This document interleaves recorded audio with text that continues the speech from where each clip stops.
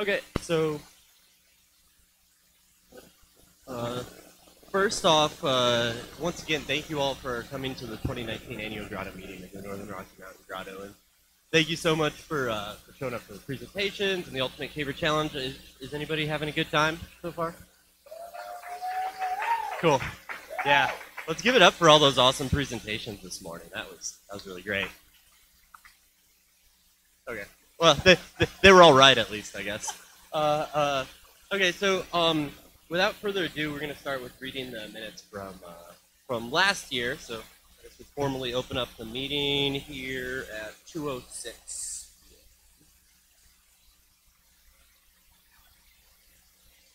Last year's minutes, treasurer 4797 in the AGM account, 4,797 as of last year. We talked about regional trip coordinators. Oh, sorry, that was last year's. So, the new minutes for last year say that our treasurer had $8,400 in the account. 1,200 of that was money for the Cave Club. Let's see, we elected Carl Brosley as the secretary, Zach as the member at large, Ellen as the vice chair. We talked about needing regional trip leaders for Missoula, Helena, and Billings. Butte. We talked about our scholarship fund, how most of it last year, all of it in fact, went to the Big Fork High School Cave Club. Yeah. We actually, and we'll get into that a little bit later, but yeah, we'll talk about that later. This is old news. Whitefish High School Cave Club. Sounds like they had a successful trip. Not sanctioned by the school. I'm not sure how that's going. I believe Galen was the one in charge of that at the time, or kind of leading the charge. Grotto Librarian, we talked about that last year. We decided to hold off until the digital archive is made for any sort of library. We had several people commit to work on that, but I don't think anything has occurred with any sort of Grotto Library yet. Talked about maybe storing it on a website, still needs to be scanned, could possibly be scanned at the Heritage Center. The material is in Washington State, and it's just a ton of the material that was used to create caves in Montana, and just a huge amount of archival information. Talked about the website, newsletter. I talked about changing the newsletter to not a PDF format, to an email-based newsletter. We had a lifetime membership. We went through that. I believe Mary Alice Chester was awarded an NRMG lifetime membership. We still, I don't know if we have it anymore, but as of last year, we had an NCRC scholarship for $300 available to anyone that wanted to attend a level 1 or level 2 NCRC course. Talk to me if you still would like to do that. We talked about Cave Camp, not having it last year. See, something about cave closures, use signs and cameras to understand. This is all college writing. MOU is set to expire. We are working on that. It's not exactly official, but it's very close right now, I believe. Our agreement with the Forest Service. Lick Creek Cave, we talked about that. Cave Camp 2019, we talked about planning that. We wanted to have a committee for that. Exactly, that be in writing. That we have a committee for Cave Camp this year. Yeah, there you go. Some caves on NSS tours might be sensitive bat habitat. We adjourned at 3:57 with 31 people present. So we've got more than that today. Thank you guys all for coming. Great, that was painful. So yeah, now. Okay, so 2019. New NRMG motions and new business. The first order of business are positions nominating people. We have positions open right now is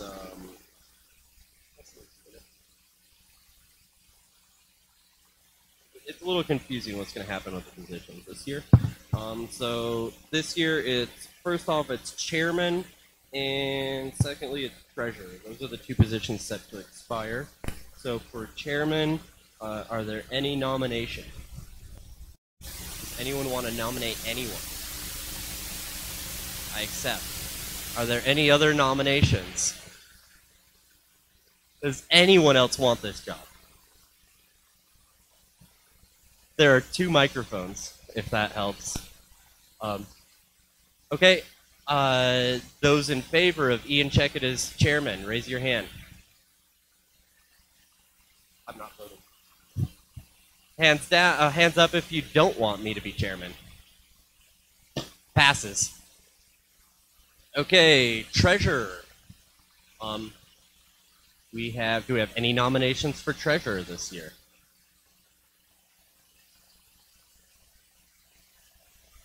Mike, do you accept? Do we have any other nominations for treasurer this year? Okay. All in favor?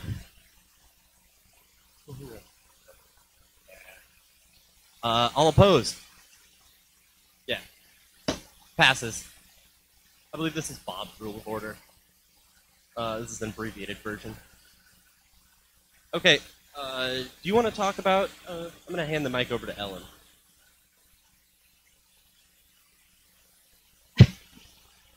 Yeah, so first of all, I just want to thank all the new people who have showed up this year. It's really cool to see people come back year after year, and it's also really exciting to see some fresh faces. So, if yourself, if you are brand new, a round of applause.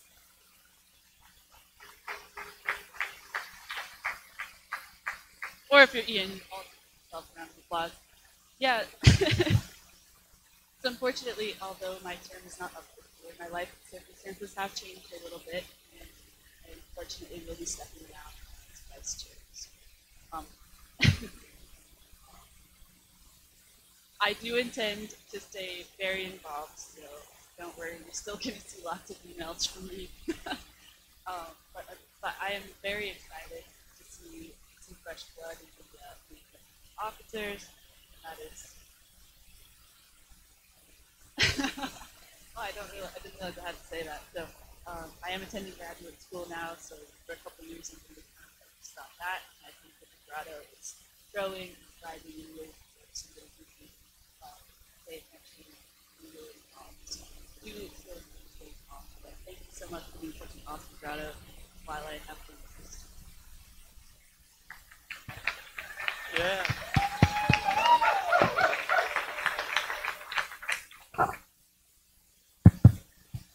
So with that in mind, so we have a vice chair position open. Zach, do you wanna talk about that? I think Zach was planning on stepping down so he could run for the vice chair position as the member at large. So you wanna? Boom, yeah, step down. Okay, you did it. Hooray! So yeah. Well, no, you can't have 2 positions. Yeah, you just have to hope you get in. So, any nominations for vice chair? Any seconds? Oh, yeah. Do you accept? Are there any other vice chair position anyone would like to nominate anyone else to run for the vice chair? Cody? Carl's already an officer.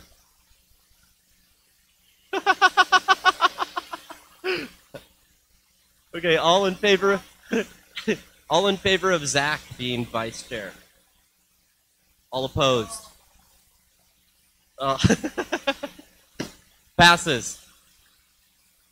Okay, we now have a member at large position that's open. This is the member representative for the Northern Rocky Mountain Grotto to all of our members. Do we have anyone interested in running for this position?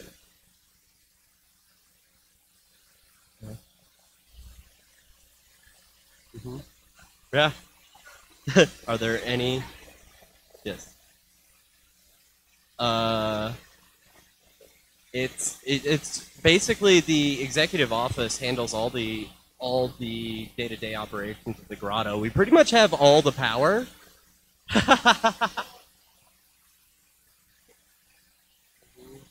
I know we had Lauren Stanberry interested. Is Lauren here? Is anyone? Yeah. Well, that's not a good start to. Okay. Are there any seconds? Seconds. Are there? Okay. So Lauren's a candidate. Are there any other people that are interested?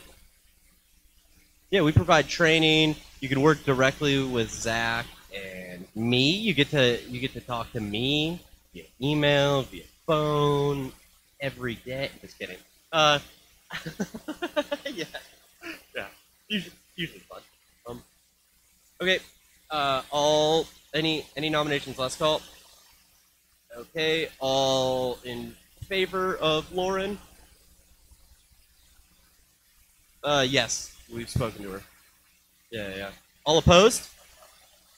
Okay. Passes. Um, Great. So the first thing that I want to talk about is the Montana Wildlife Federation, and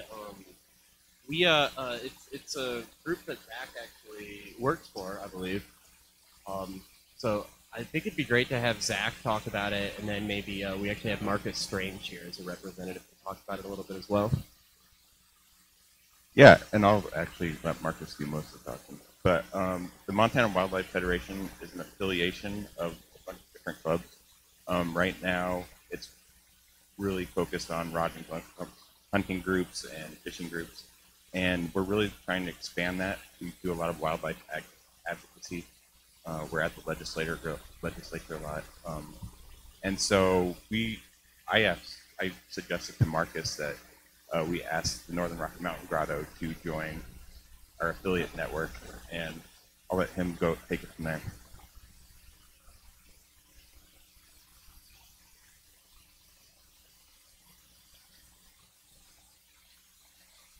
Hey everybody, thanks for having me up. I really appreciate it. Everybody that I've talked to so far has been super friendly, so I just wanted to say thank you for having me here today. I'll tell you a little bit about who I am so you know why I'm here, and then talk to you a little bit about what Montana Wildlife Federation does.